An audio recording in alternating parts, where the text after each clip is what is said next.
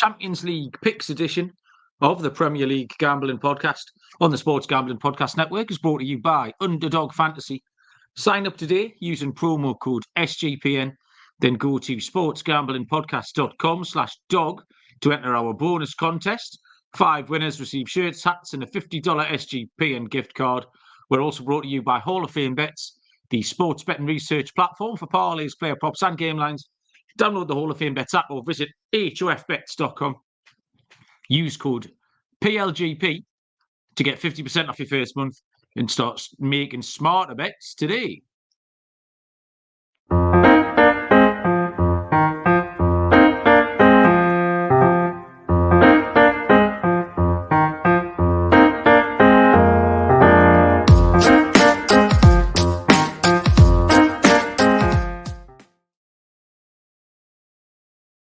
Welcome, everybody, to the Premier League Gambling Podcast on the Sports Gambling Podcast Network. My name is Malcolm Bamford, coming to you from Newcastle upon Tyne in the northeast of England. Today is Sunday, March the 3rd, and we are here to have a little snuffle around the Premier League action that finished about 4 hours ago. And we've got some Champions League action, the round of 16 second leg games take place on Tuesday and Wednesday this week.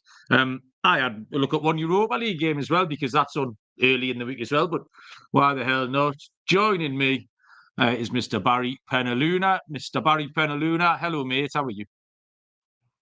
You're on mute. Terrible start, Baz. Oh, what a photo. Put myself on mute, didn't I? You did, mate. Oh, God, terrible. Bad start. Yeah, I'm doing okay. How are you? Are you going to tell the people what you're watching on TV whilst doing this? No, well, I wasn't, Barry, but you've humiliated me into it now. Just to speak, no, totally, I haven't put this on, it's just came on. It's a documentary about strippers, Barry. So if anyone's in the live chat wants to stick ITV2 on, rather than looking at mine in your face, you can listen to me and you and watch a documentary about the Jack the Rippers. So yeah, that's the thanks back for that, Baz. Totally and utterly exposed us as a, well, I don't know what the word is. I don't know. Let's say hello to the people in the chat who have frantically got the remote control in their hand. Hopefully that's all it is. Callum Schultz, good evening. Harry, up the Chelsea. How you doing? Lloydo's here. Cree is in as well. Callum's got Hitler on. I nearly went, he's ITV4 or Discovery or something, isn't he? I've got a mate whose wife, just all she watches is Hitler stuff. Like, too much Hitler stuff. Like, I don't mind a little bit. Have an hour every 6 months. You know, it's good to be aware. She consumes 25 hours a week of the Hitler. It's all a lot. Good weekend, Baz. I went to the match, quite enjoyed it. Newcastle won, first time since the middle of December. Came out with a home win. And the picks were great as well. I had 100% yesterday, 6 out of 7. And then I thought I nearly, I nearly went 8 out of 9 until bleeding Amrabat, the bone idle, lazy, slow gave that goal away in injury time. So an injury time goal from Haaland cost me an 8 out of 9 weekend. My underdog hit, Barry. My parlay is still going, Barry. My parlay is still alive. And that was a right good price as well. So yeah, all sorts of things going on, Baz. We can talk through the picks in a little while. We had a chat last night. You didn't think you'd done very well, and then you kind of checked, and actually you'd done all right, hadn't you? I can tell you why, because I have done okay. I picked out 4 winners yesterday, which wasn't bad out of the games we had. I hit Onana's things today. So I think 9 games I've picked out 5 winners, but it felt horrible to me because the ladders failed, and that's why I had a horrible. The afternoon I didn't enjoy because that Bournemouth game, not Bournemouth, it was Brighton, Fulham, just spoilt my day because there was not a single corner. We were on the ladder, not a single corner in the first half. So you're dead and buried by half time. There was 8 in the second half. So they came back fighting a little bit. So still fell 3 short of it in the first step. But that spoiled it for me. And then the ladder today, I took Bournemouth corners and that didn't hit. So my main picks have done okay. I got my underdog in at 5-2. So 5 winners from 9 with a 5-2 shot in there. I had the Spurs handicap at a good plus money price as well. I think that was a winner for around 6-4, something that one. So some good price winners. I done okay, but the ladders really spoiled the weekend for me a little bit. My Akas were corners and they involved those ladders. So that went down. But my underdog hit. My scores are still live. I've got Arsenal tomorrow. So overall, not bad. But yeah, certainly I posted on Twitter yesterday. The hot hand was definitely you this week. Yeah, well, both underdogs hit bad because I took Fulham. They were a home underdog against Brighton for some insane reason. But then, going down the list, I say the reason 6 out of 7 is 100% is because the one I got wrong was the Newcastle game, which I picked on purpose so Newcastle would win. And there it was. So, yeah, Brentford, the both teams to score over 2.5 bars. It's a lazy pick, but they all won, didn't they? Brentford, Chelsea. Yeah. Then we took the over 2.5. The system plays. I tell you what, this was like a TED talk, Baz, in how to pick Premier League games. I don't know, like an exhibition, a clip exhibition of how to do it expertly. Everything was in. The over 2.5 at near even money for Everton. Fulham as an underdog. A little bit lucky maybe to Liverpool the second half to have the most goals, but so I couldn't really. That's why I taught myself out of complaining about Haaland's goal, because I can't complain about an injury time goal when the day before an injury time goal got me a win. So that's how that works. Tottenham was the over 2.5 and both teams to score. Villa team total, that's it late on. Bournemouth was like finding money in the street. And then I had Man City under 3.5, so that one chinned me a little bit. So yeah, really did really well. You've got a very rare recurring feature, Barry. Now, do you remember the feature which has been on the show before? There's no such thing as a, and what's the answer, Baz? A light show is the correct answer. There's no such thing as a light show. I've got something else for the list, Baz. So this can now be a recurring feature. There is no such thing as a no-look pass. I'm fucking not having it, Barry. It's just not a thing, is it? Everyone kept having a hissy fit about Bruno's no-look pass yesterday to Almiron. And it's just not a thing. He didn't fool anyone, did he? He didn't fool anyone. Everyone knew where the pass was going. Exactly. He basically made the pass and then looked the opposite way. And he didn't.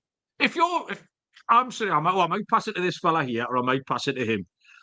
What I'm not going to do is look how we're there while I'm doing it. It's that big. It was absolutely ridiculous. So there's no such thing as a no-look pass. That's going on the list with light show. I took Betty to the match yesterday because they're now on a little rotation system since my dad gave up. But she came up with a little bit of jeopardy, Baz, for the ticket situation. She suggested it should be winner stays on, which is a nice touch in it.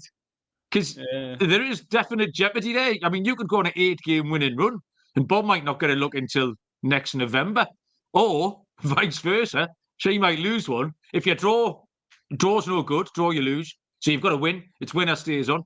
Because what started this was, it was before the FA Cup draw. And I said to them both, you know, if we make the FA Cup semi-final, it's at Wembley. And she straight away, me, I want to go. I said, that's fine, I understand that. However, we win that game, the final, Bob will be going to. And then the two, I saw the two of them, the penny dropped.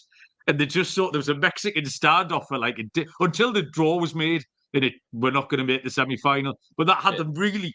It's one of the things I saw them both, their minds were absolutely whirring over time. So we were still talking about that on Saturday when she suggested the winner stays on. So I'll let you know how that one goes. And the other thing we talked about on Wednesday, Barry, was what's Mark Clattenburg's job. Now we know what it is.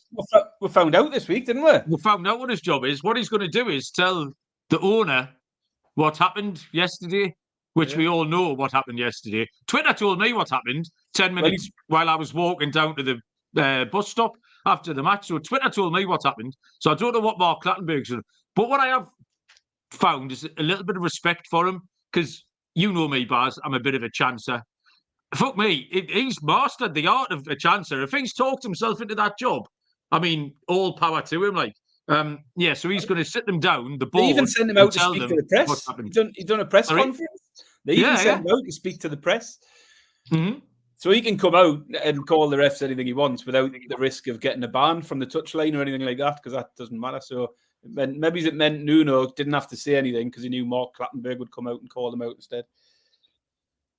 So yeah, that was absolutely outrageous. Like, but yeah, it was I mean, I haven't got much to say about that pass. I don't think we can add anything more than has already been said, and I don't want any more Liverpool fans complaining that we're biased. So, but you've probably got things to say about it. I'm not saying anything. It was daft. It was wrong. He got it wrong. He fucked it up. The only thing we've talked about this before, isn't it? How fans are partisan. No fan can hold their hands up and say, "We got lucky there. We got on the end of one," can they? Yeah. Because every Liverpool fan is trying to defend it in whatever way they want. And I'd like to think we've been a bit reasonable as Newcastle fans recently in terms of like I think Forest. I thought Forest one year should have had a penalty. We thought Shaw's goal probably should have been ruled out for offside the other week. But I mean, it's Twitter again, isn't it? It's not a good representation. But the amount of people trying to defend that decision, and you're just thinking if the shoe was on the other foot, Liverpool would rightfully be going absolutely berserk about that decision. But nobody can hold their hands up and say, yeah, we got one there. And it's fine to say that.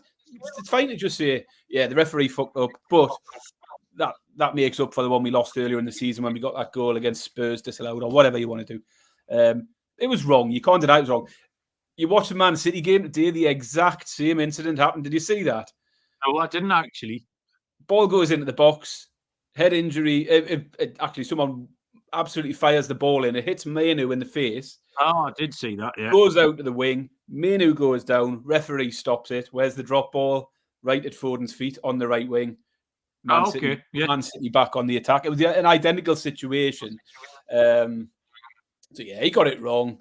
What I don't like, Martin, is the whole thing I've said over and over again. I don't believe there's any conspiracy against any team or any corruption or any refs who want certain teams to lose because, you know, Forest will say it this week and next week it might be Liverpool saying it's corrupt and Arsenal will do the same. And I've seen today Man United fans trying to claim it today, by the way. What an absolute shambles that is. They were absolutely played off the park. And I think the only argument they had was that second goal where they're claiming a foul on Rashford. Honestly. Have you seen Mark Goldbridge's little video? Oh, it's ridiculous. Honestly, that Rashford one today. Malcolm, I had a game today with 13-year-old girls. My 13-year-old striker would not have gone down under that contact he got from Kyle Walker. She'd have carried on and she'd have went to try and get the ball and score a goal. Absolutely soft as shite. Not even anywhere near a foul, that one. So, yeah, we'll rant about him instead today.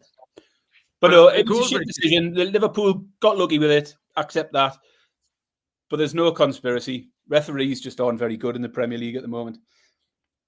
Goldbridge was literally smashing up his own studio, kicking the chair all over the place and stuff because of that foul.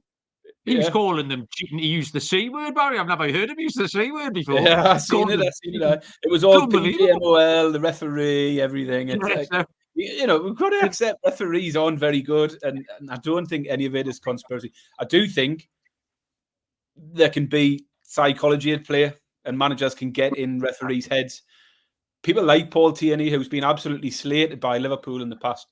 There's reasons why managers call them out and take the risk of the ban because it can possibly get in their head later on. But yeah, there's no conspiracy. Paul Tierney's not trying to get Liverpool winning the league or anything like that. He just had a bad day and cost potentially a team the title, cost someone the position in the Premier League. Who knows? Obviously, I've seen a lot of Forest fans today who are absolutely livid with it. Mm-hmm. Well, I think the more time you spend on Twitter, the more reasonable I feel, Barry. I think the more reasonable this show feels because we're okay as we hate everybody. It's not like we've got a soft spot for somebody, so everyone just gets it. So whoever annoys us most. But what show, and even the lads in the chat, Harry, Callum, etc., they'll probably on their feed only get news from their kind of teams. The way like our Premier League algorithm, Twitter thing is, whatever, we're seeing stuff from everywhere. And I'm not exaggerating. I'll tell you, every single team has got, just sub the team name out for the same shit. So the same players, the manager. I saw the Luton Town Twitter going into a meltdown last week. Now, we'd be sitting here and everyone would be saying, what a great season. Their attitude, the players, they're trying, the manager. Luton Town Twitter's in meltdown, fighting with itself because they're not good enough and it's all wrong and they need a new this and a new that. And that's everybody in Burnley today, rightly so. But obviously, I mean, absolutely every single team. So it's just a Twitter fan thing. It's a Twitter dickhead thing, like, unfortunately. And it's not the conversation we were having in the pub yesterday. No one was talking about Eddie Howe being sacked. No one was talking about Almiron or Dan Burn. Everyone was sitting having a couple of pints, went to the match, enjoyed it, went home. So, yeah, it's just not your team. Be aware, it is every single team in the world. There's a bit of a Cheltenham chat going on in the comments here. Lloydo's going to throw his picks out. Lloydo, if you we'll get in touch and we'll stick you out some picks out on a graphic or something. Because me and Bass were talking about potentially putting a show up. I've got a couple of mates who are very good at the horses, and I used to go to all the Cheltenham festivals with them as well. But talking about anti-post betting, Baz, we had our first bet of the year on the Eurovision Song Contest this weekend, Barry. My Eurovision Song Contest contact was in touch. He just sent me a screenshot of the Betfair screen in a red circle around the word Norway with a 44-1 price next to it. So I messaged you straight away because I don't have a Betfair exchange account. I was like, Baz, get onto this. So you actually snapped up some 50-1 and some 48-1. Which I think you've kept for yourself and given me the 44-1, given me the portion at 44-1. So we might do a Eurovision show, I just thought, Barry, as well. I mean, come on, people in the chat, you telling me all these idiots in the chat aren't having a bet on Eurovision. It's not till May, by the way, as well. I've never had a 10-week anti-post on Eurovision before. This is a new DJ low for me. But we'll get Og on and we'll do 20 minutes on Eurovision one night. So yeah, looking forward to that. I think that's all my news and notes, Barry. Do you want to talk some actual football? Have you got anything else to add? No, I'm ready to talk football, Malcolm. I'm absolutely fine with that. I'm getting very distracted by the TV at this point, but right. Okay. Underdog Fantasy is the easiest place to play fantasy sports. It's also the fastest growing fantasy app in the industry. You just got to pick your favourite players and go higher or lower on this week's games for a chance to win big. Win up to 100 times your money in a single night. Put 2 to 5 players on, build a pick 'em entry, or you can make a rivals pick, which pits 2 players against each other, either which player will have more yards, more baskets, that kind of thing. So sign up today with the promo code PLGP. That's our unique code, and get your first deposit doubled up to $100, as well as an instant pick'em special. Visit underdogfantasy.com or find them in the App Store. And don't forget to register with our promo code PLGP to get your first deposit doubled up to $100, as well as an instant pick'em special. Must be 18 or over and present in a state where Underdog Fantasy operates. Terms apply. If you're considering your play, call 1-800-522-4700 or visit www.ncpgambling.org. And SGPN is teaming up with Underdog to give you even more of a bonus. If you sign up between now and the end of the month, 5 winners receive an Underdog hat, Underdog shirt, and a $50 SGPN gift card.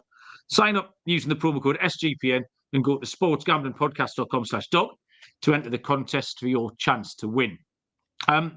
Just before we make these picks, Baz, we do our eye catchers. And I've only got one on my list, Barry. The games went to form pretty much.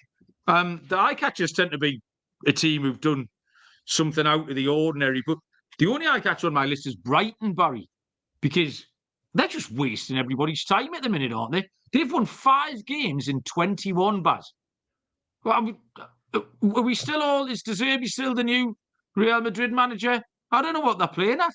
They are absolute soft touch. Like, they got humped again at the weekend. 5 wins in 21. I don't know if they're still in the top half of the league, by the way. They must have borrowed some of the Man United points that they get overnight, having never won a game. So, yeah, they were my only eye catcher, just to point out that they're absolutely dog shit. And what I will say about the West Ham win was I was quite pleased about it because that's going to make them a price again. I'm still fading them. They weren't very good. Everton missed a penalty, then scored the goal I told you they would score, far post header, and missed loads and loads of chances. So West Ham got away with it, and it just means West Ham will be a good price when we come to fade them in the next couple of weeks, Baz. They have got Burnley next week, Malcolm, so they might get a third win in a row. Yeah. I will struggle to take Burnley, like. Aye, Catchers. The only thing that stood out for me, and it's because one of the games I watched the full game for, is Luton again. How many times can Luton come away from a game, having been the best side for large parts of the game, and walk away with absolutely nothing? At some point, it's going to come back and kick them on the arse. Because every week I'm watching them and just thinking they should have got something out of that Villa game. Other than the first half hour. They were the best side for large parts, man. They got battered in the first half. But at 2-2... The first half hour, but second half they were the better team by far. And at 2-2 they were worth the 2-2 draw, and they looked most likely to go on and potentially win it. But yeah, I mean, I've mentioned the last few weeks, lots of endeavour from them, but they're just getting nothing in terms of results. I still think that Sheffield United defeat for Luton is going to come back and kick them up the arse potentially. Yeah, I've had a tough run of games. The fixtures open up a little bit for them soon. They've got two games coming up next week. They've got a game in hand. So they've got Bournemouth, Palace, and then I think they play Forest the week after. So some interesting games coming up for Luton. If they play like that, I keep saying this every week, if they keep playing like that, you think they're going to pick some points up somewhere, but they just keep falling short, don't they? It was another good performance from them, but now again. I forgot to mention, Baz, in music news, in the Eurovision chat, there's another bit of music news. I learned the entire line dance for Beyonce's new song. What do you think of that? I don't know what you're talking about. Well, you should. When we get off here, Google it, or YouTube it, or Spotify it, and yeah, learn the line dance, Baz. We'll do it for the people next week. Okay. Champions League, round of 16. First batch of 4 games. I've never said the word batch before on this program. Tuesday, March the 5th, 8 o'clock kickoff. We have Bayern Munich taking on Lazio. Bayern Munich are 1-4. They were 2-9 earlier on. The draw is 6-1. And Lazio were 10-1 or into 8.5-1. So Bayern drifted a little bit to qualify, because this is the second leg. They're the second leg. Bayern are 3-10, so minus 333, and Lazio are 9-4 plus 225 to advance from the tie. First game finished 1-0 to Lazio. A Ciro Immobile penalty in the second half. That one. So Munich. I mean, I don't know if scuffing along is the right word. The Champions League home games in the group weren't hugely impressive. They had that sort of 2-tier group with Copenhagen, Galatasaray, and then Manchester United. Well, in fact, it's not a 2-tier group because Man United are in that tier. But they weren't that good, and they're sitting 7 points off Leverkusen, having played a game more. Only 1 win in the last 4, but it is at home where they're doing most of their winning. Munich. They have won 10 of 12 of their home games. But they haven't been... There's not much in their form going back to December that makes you want to take them on the handicap or a team total or anything. They started the season really, really well. Went through that little patch where Harry Kane scored a hat-trick every week. They won 8-0, 5-0, 5-1. But since then, you don't really want to get involved too heavily with Munich. Lazio, not inspiring much confidence either for me, though. They've only won 2 of their last 7. But they have been much better since Christmas. They kind of reversal how Munich have done it. Didn't start the season too well, but they have won 4 of the last 6 away in the league. So I think Lazio can run them close here. I don't actually mind the plus 225 on Lazio to qualify. But I'm going to put a big safety net in here on the Asian handicap, Baz. So Lazio plus 1.5 or plus 2 is going to be the bet. So you'll win this if Lazio cover the 1.5 handicap, and you get half your money back, Baz. Did you know this? If it lands on 2 goals and it's a draw. So, like I say, I don't mind Lazio to go through because I do think they'll keep it close. So I'll take Lazio on the Asian handicap plus 1.5 plus 2 goals, Barry. You're on mute again. I look already taking the piss. Come on. I mean, I'm just looking at the odds because I'm wondering why you've taken that when I've taken where I've gone. But yeah, I mean, this could be catastrophic for Bayern season if they can't turn this around. But as you say, there's not a lot in the sort of recent form to think this is going to be any kind of walk in the park for them. Even at the Allianz Arena, as you say, they're better at home. But they've just one win in 5, as you've mentioned. They failed to beat Freiburg at the weekend. They lost to Bochum the other week. Were well beaten by Leverkusen. And obviously lost the first leg of this one. And I took them to do well in the first leg here. And I was wrong. I think I took them in the handicap or team. So I can't remember what the pick was. But I got it terribly wrong. I think I went for goals, actually. But if this game had come immediately following that first leg, I'd have took Bayern again and thought they'll overcome this. But what we've seen in the interim period doesn't really fill you with much confidence. And I couldn't be backing Bayern to qualify. What did you say? I think it's a 3-10 or something. Really short price for them to qualify. Yeah. I think it's far too short given their current form. Yeah, 1 win, 1 draw, 1 loss since they last played. And the win came with an injury time winner as well, so they made hard work of that one. You've mentioned the home record is good. Only 1 defeat at home all season. But in the Champions League, they have had a couple of draws there. Copenhagen went there and got a draw. Sorry, they have 1 draw. But the other 2 wins at home, Man United 4-3, Galatasaray 2-1, I think. So both of them 1-goal wins. They've not kept a clean sheet in 7 straight games now. And if they concede here, they could be in big trouble. So Lazio aren't in great form either. They've lost 3 of 4 since the first leg. All of those defeats coming by a single goal. And in 2 of those defeats, they actually scored the first goal. Lazio don't need a win here. They've got the win already. You know, they're ahead already. They've got something to hold on to. And like you, I think Lazio can keep it tight. Bayern are just in a crisis at the moment. They've blown the league. They won't win the league now. You've got a man in charge who's already been sacked. I mean, how often does that happen? You've sacked your manager, but he's still going to manage them for the rest of the season. I just don't know how that translates to the players and how much respect he's got when they know he's out the door already. It's a bit of a strange one. I think Lazio will keep it close. I've went for Lazio plus 1.5. I'm not messing about with your silly little tag-ons where he is in the handicap. Just a shade over evens for me. I think it's around 11 to 10. Lazio plus 1.5 on the handicap, 11 to 10. So Lazio are going to lose by a single goal. Bayern might then go on and knock them out. But I think Lazio can keep it tight. So the pick for me, Lazio plus 1.5 on the handicap at 11 to 10. Yeah, a little bit braver than mine, Baz. I like it. That's probably the bet I should have gone for. But I like the safe one to lead off with, Baz. I like the cornerstone in place. Kane to score ahead at 92 is Harry's pick. And that header's coming in a 3-1 win as well. So Harry's getting the cones out and the high vis on. It's the bet builder. Cheers, Harry. The second game on Tuesday. I love this, Baz. This is one of my favourite plays that I picked on this show in months and months and months. It is Real Sociedad against PSG. Sociedad are 8 to 5, plus 160. The draw is 12 to 5, plus 240. PSG are 13 to 8, plus 162.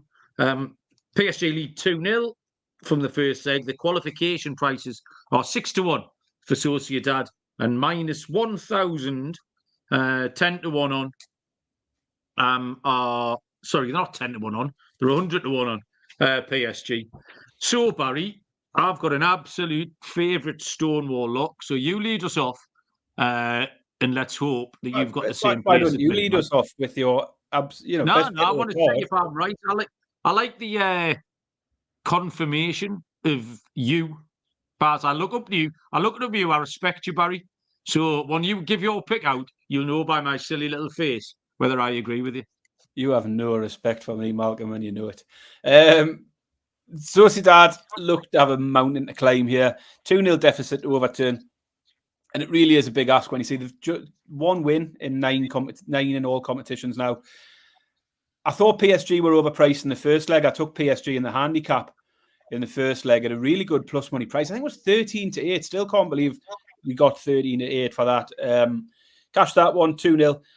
Now I know on the road, they don't need to win, and they are on the road, and they've actually only lost twice on the road all season, but both of them did come in the Champions League. Newcastle away, Milan away. So they haven't won on the road in the Champions League all season. I think they've got a draw against Dortmund. But I just think they're a big price here. 13-8 against the Sociedad side that aren't keeping many clean sheets. I think PSG can go and do the same here. I think PSG will win this. I don't think Sociedad are very good. They're not in very good form. PSG don't lose many games.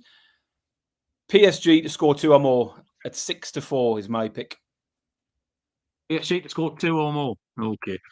You were close, Baz. I nearly celebrated early because I did think you were going to throw out PSG to win on the money line, which is the pick. So I was close. I was very close to taking that pick. I was between the two. I just think they're far too. I think it's a massive price.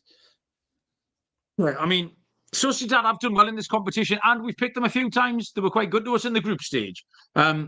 But also, we did really well to pivot off them. And we got PSG. I think I took PSG money line last time. You were braver. I mean, 10 of 27 wins in the league for Sociedad. Why would you be backing them at 8-5 here? And to beat this class of opposition, it's just far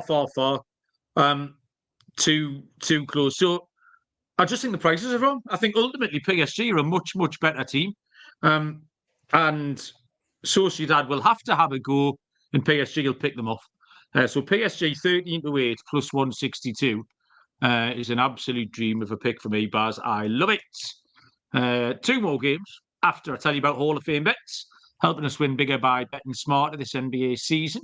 Hall of Fame bets is a sports betting analytics platform for parlays, player props, and game lines. Research NBA and soccer bets with historical stats and data. Put your picks into Hall of Fame bets parlay optimizer tool. They will break down hit rates by leg, give you expected probabilities, sort all players for your entire parlay, all that sort of stuff.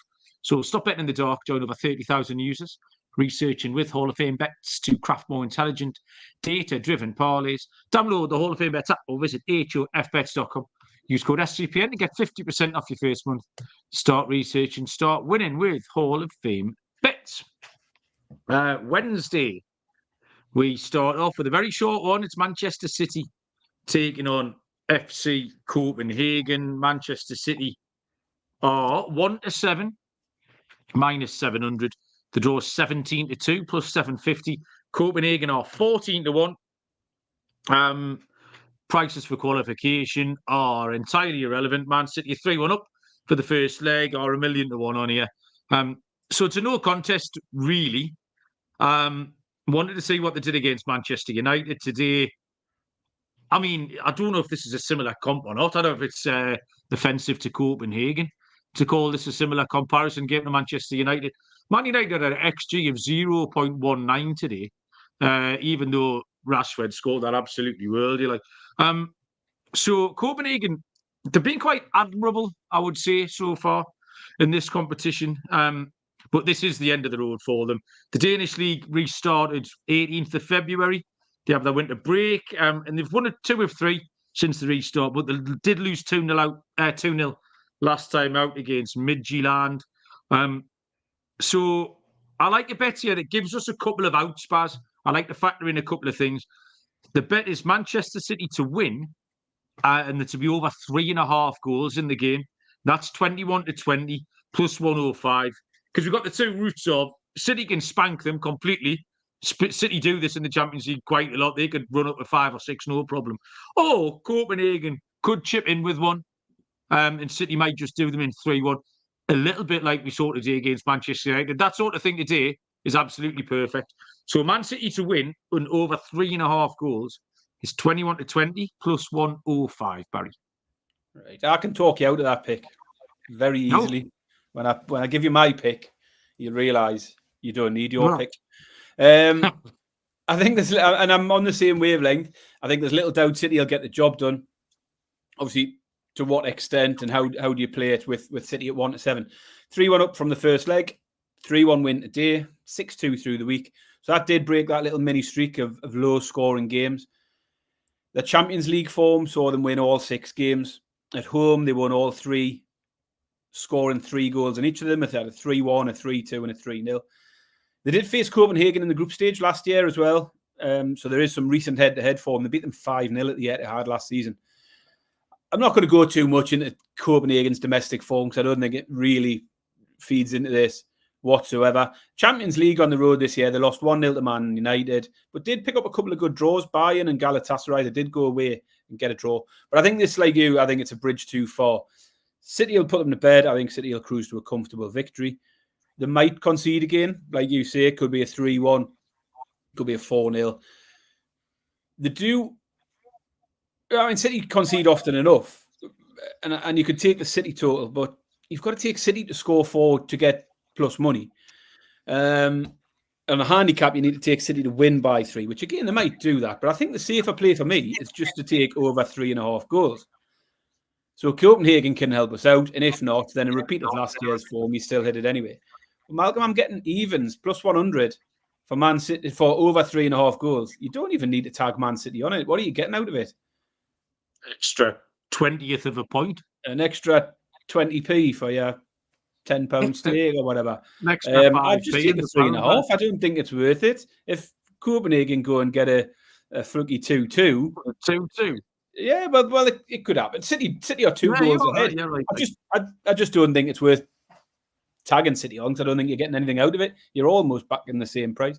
But anyway, you play it your way. I'll happily take City v Copenhagen over 3.5 goals at even money. The strippers has taken a bit of a turn, Baz. It's 2024 in modern Britain, so obviously it's male strippers now, isn't it? She's gone on tour with the Dream Boys, so I've just got oiled up fellas on me telly now. That's not what I sat here for. Or is it, Barry? Or is it? The final game this week is Real Madrid against RB Leipzig. Madrid are 4-7, minus 175. The draw is 7-2, and Leipzig are 4-1. To qualify, Madrid are 12-1 on, minus 1,200, and Leipzig are 7-1, Bas. Yeah, so first things from looking at the form is Real Madrid just don't lose at home. They are ahead in this one. They haven't lost at home all season, and they've had just 2 draws at the Bernabeu all season as well. And Leipzig don't particularly travel well. They won 4-1 on the road at the weekend, but that was their first away win in 5. And they've only won 3 of 11 away games on the road recently. Madrid won all 3 of their home games in the Champions League. In fact, I think they won all of their home games, didn't they? I think they were another team with 18 points. Leipzig did win away at Red Star and Young Boys in the group stage, but lost 3-2 to Man City. And I thought it's a hard one to handicap. I think Real Madrid win. I think Real Madrid qualify. But then whether can Leipzig keep it tight? Because Madrid are rarely blowing teams away at the moment. And that's what stood out to me. Only once in the last 8 games have Madrid scored more than 2 goals. 5 of the last 7 games for Madrid have gone under 2.5 goals as well, including the first leg of this one. I think Madrid will win it, but I think it could be low scoring again. And I think the unders represents a bit of value. So my pick, Real v Leipzig, I'm going to go for the under 2.5 goals at 6-4. I like the 2-0 correct scoreline. I think Real Madrid will coast to a comfortable enough win. 2-0 is 8-1, Real Madrid v Leipzig. Yeah, I like that, Bars. My pick would fit in with that. Harry's gone for Madrid 2-0 as well. I mean, Madrid 1-0 up, 3 of 3 at home in the group. They scored 8 goals at home. Leipzig did win their games, but this was a group their group was a 2-tiered group. They had Young Boys and Red Star in there, and they won those 2, which you'd expect. Madrid's home form in the league is outstanding, 1-11, drawn 2, unbeaten.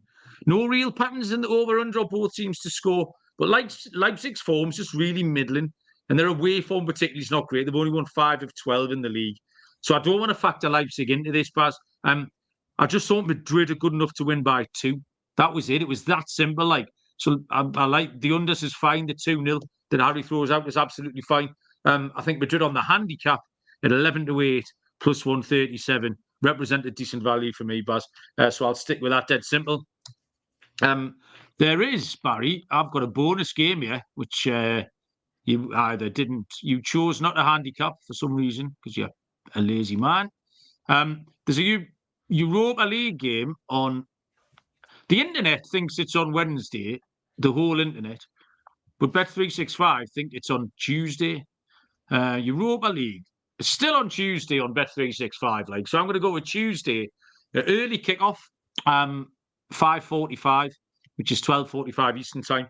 And the game it's a quarter-final match, and it's Sporting Lisbon against Atalanta. But there is a reason this caught my eye, Baz. It was on the list. That's why it actually physically caught my eye. But these two teams played each other in the group, Barry. So we've got a little form line. So it's one of those things that you can dig your nose into. And what's happened here is the top team in the group goes to automatically Atalanta. And then there was a weird playoff thing where the Champions League teams came in and they played the second place teams. So that's what's been going on in the last couple of weeks when the Champions League's been going on. So Atalanta won the group and went through. Sporting have then had to play off against Young Boys. So Sporting knocked Young Boys out and then drawn Atalanta. So they're playing each other again. So for this game on Tuesday in Portugal, Sporting are 11-10 plus 110. They draw 13-5 plus 260. And Atalanta are 11-5 plus 220. So on the form lines in the group, Atalanta won this game 2-1 in Portugal. And the game finished 1-1 in Italy. So there's not much between them, Baz. Sporting are absolutely flying at home. But like we say often with these Portuguese teams, it's against zero opposition. But they have scored, Baz, in their last 7 games, 5-5-5, 8, 3-3 and 2. So they've got a 2 as the lowest scorer. A couple of 3s, 3 5s and an 8. Atalanta playing okay at home in Italy, but they are better at home. I was tempted by Atalanta to repeat the win at 11-5 plus 220. Their away form wasn't quite good enough for me to get there. But I love it, but I haven't got one of these tonight. It's me lazy bet, Baz. The both teams to score over 2.5 looks nailed on. One of these teams wins this game 2-1, Baz. And it's even money. So I'm absolutely delighted with that. All the forms in the book, both teams to score over 2.5, even money. Sporting Lisbon versus Atalanta, Barry. Yeah, if you give me even money, each of 2, is that game on Tuesday night or Wednesday night? I'll take the Wednesday. You think it's Wednesday? I definitely think it's Wednesday, yeah. Well, why? Right. Put Bet365 up on your computer. Are you doing that now? I'm doing that now. I'm going to go down to the soccer. To Europa League. And I'm going to go to Europa League. And I don't doubt what you're saying. I just think it's wrong. Is it classed as an elite European competition when I'm looking at the... I don't know what menu you've... Yeah, they've definitely got it down as the 5th of March. But the Sporting website itself, like their own official page, says it's Wednesday. I just can't see that they've got that wrong. Harry's good and for Wednesday. If you look at the UEFA website, even UEFA have it down as Wednesday. So, yeah, it's definitely Wednesday. Bet365 are the ones who've got it wrong, I think. Okay, fair enough. So we'll go by Wednesday then. Either way, it's winning pick. You've just got to wait an extra 24 hours. Yeah, which is more fun. And I think, Baz, we've cracked through it. A little cheeky 45-minute session tonight with only 4 and a bit games to handicap. Anything you want to tell the people before we go? No. If I come up with anything through the week, any other stuff, there is a lot of EFL stuff, although my EFL form has been a bit poor lately. We'll stick it out on the shorts. Once again, thank you everyone who has been watching them, commenting on them, liking it. If you don't already subscribe to the YouTube, if you're one of those who listens to the podcast, try and do that because we are trying to get up to 1,000 as quick as possible. We're making progress, but make sure you follow YouTube if you can. Nothing more from me. I know you've got a story about a lime, Malcolm. Are you going to tell the people about your little experiment with a lime? It's not a story, Barry. You've built that up now. No, what day was it? Thursday or Friday? I can't remember. Oh, it's not a story. Again, you've put the pressure on me. What happened was, It's a one line. There was nothing on telly, so I air fried a lime. That's it. That's not a story, buddy. But what were you hoping to achieve with the lime? Oh well, who knows? It's nice to have a hobby, innit? It was like, was it on full heat? Just the top max crisp. All right. Because I've air fried a lime, but I use it on mine. You can dehydrate, so you can slice your lime up and dehydrate your lime, and then it's because actually I'm going to do that this week. I've got a load of oranges, Malcolm. I don't eat oranges. I've got too many oranges, and I don't like waste. I don't know why I've got too many oranges, but I don't like waste. So I will slice them up and dehydrate them, and they'll go nice in a glass of gin at some point. And they'll last for months once I've dehydrated them, put them in a tub. I haven't dehydrated anything yet. I looked at my instructions. It takes about 10 hours or something, doesn't it? I couldn't read it out. Just do it overnight. Just dead easy, man. Yeah. Because I didn't know if you could do. Have you not done any jerky or anything like that? Biltong, that sort of thing. Not yet, no. But I would like to do that. I made some jerky in the airing cupboard. Do you remember about 3 years ago? Our last was home, and she went to get some clean towels out the airing cupboard. And there's about 15 kilos of beef hanging up there, and all the towels and spare sheets and that just sitting on the floor. Get it covered in blood. Yeah, just blood dripping onto the boiler. Beautiful, Barry. Well, that filled in 3 minutes. Right, thanks everyone who joined us. Going Courtney backwards, Callum, Harry, Lloyd O'Cree. All sorts coming up. We'll throw out some Cheltenham picks, like I say. But Discord channel, YouTube, like, share, subscribe, all of that stuff. Loads of winners going on. We'll be doing really well. It's nice to see people chirping up as well.